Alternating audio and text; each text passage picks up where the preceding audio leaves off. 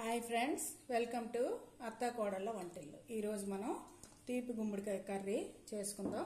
దానికోసం నేను ఒక 2 చిన్న ఆనియన్స్ ముక్కలుగా కోసుకున్నాను. ఇప్పుడు దీన్ని ముక్కలుగా కోసుకుందాం. బాగా నీట్గా కడుక్కోండి. కడుక్కున్నాక ఇలా ముక్కలుగా కోసుకోవాలి. కొంచెం పెద్ద ముక్కలుగా ఇలాగా కోసుకుంటే కర్రీకి చాలా బాగుంటుంది. గుమ్మడికాయలో చాలా విటమిన్స్ ఉన్నాయి. ఏ విటమిన్ ఉంటుంది, ఫాస్ఫరస్ ఉంటుంది, చాలా గుడ్ కొలెస్ట్రాల్ కూడా మనకి వస్తుంది దీనివల్ల. అప్పుడప్పుడు తీపి గుమ్మడికాయని కర్రీగా చేసుకొని తింటుండండి. ఇది కర్రీ చేసుకుందాం.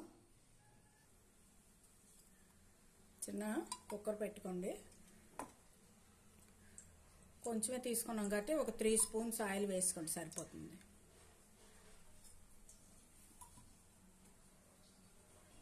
ఒక 1/2 స్పూను శనగపప్పు, ఒక 1/2 స్పూను ఆవాలు, కొంచెం జీరా వేసుకోండి.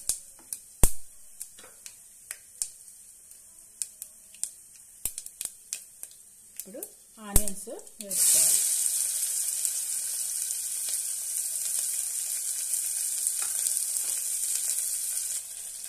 ఒక 4 రెమ్మలు కరివేపాకు, అల్లం వెల్లుల్లి ఇలా దంచి వేసుకోండి. బాగుంటుంది.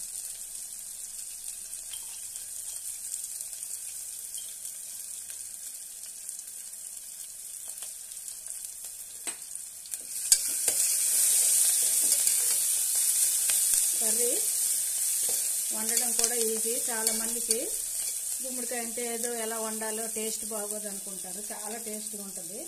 ఒకసారి వండి చూడండి, మీకే తెలుస్తుంది. ఇప్పుడు మనం కోసి ఉంచుకున్న గుమ్మడికాయ ముక్కలు వేసుకోవాలి.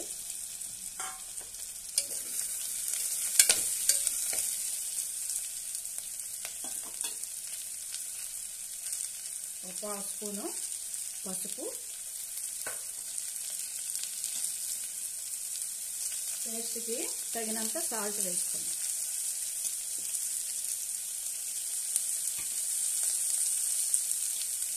కారం 1 స్పూన్ వేసుకోండి, సరిపోతుంది.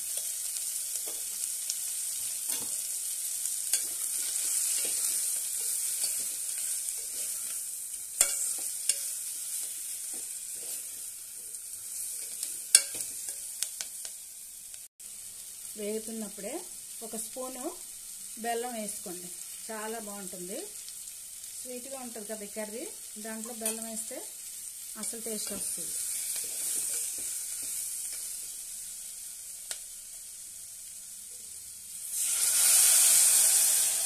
ఒక టీ గ్లాస్తో 1/2 గ్లాస్ వాటర్ వేసుకోండి. చాలు,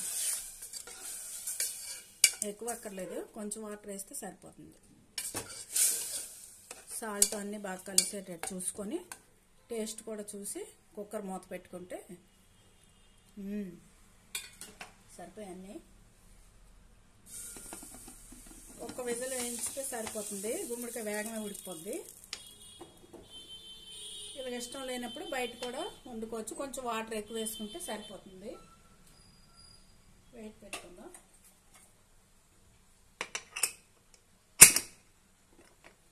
ఒక విజిల్ వేయించుకుందాం. కుక్కర్ చల్లారింది, చూద్దాం. ఓపెన్ చేస్తే ఇదిగోండి ఇలా ఉంటుంది. కొంచెం వాటర్ ఉంటే ఎగిరించుకోవచ్చు, లేదు అలాగే ఉండాలి చాలు అంటే పర్లేదు. లేదు కొంచెం జస్ట్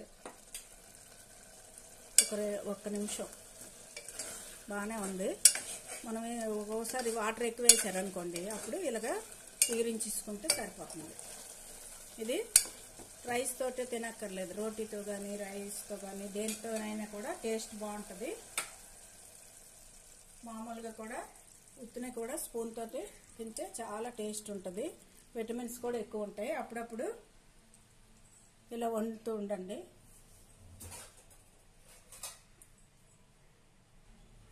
డిష్ అవుట్ చేసుకుందాం.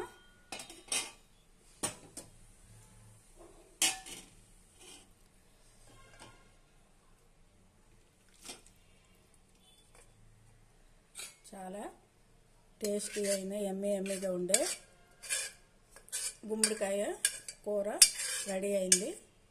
మీరు కూడా ఒకసారి వండి చూడండి, టేస్ట్ తెలుస్తుంది. అప్పుడు ఎప్పుడు కంటే అప్పుడు మనకి ఇప్పుడు దొరుకుతున్నాయి కదా షాపుల్లోని అన్నిట్లో కూడా గుమ్మడికాయలు కొనుక్కొని వండుకోవచ్చు. మళ్ళీ కావాలంటారు. ఎమ్మీగా ఉంది. కొంచెం స్వీట్ మాత్రం వేయాలి, వేస్తేనే అన్ని రుచులు కరెక్ట్గా ఉంటాయి. సాల్ట్ కానీ కారం కానీ అన్నీ కూడా. చూసారు కదా, గుమ్మడికాయ కూర రెడీ అయింది. ఈ వీడియో మీకు నచ్చినట్లయితే షేర్ చేయండి, లైక్ చేయండి. కొత్తగా చూసే వాళ్ళైతే సబ్స్క్రైబ్ చేసుకోండి. Okay, thank you for watching.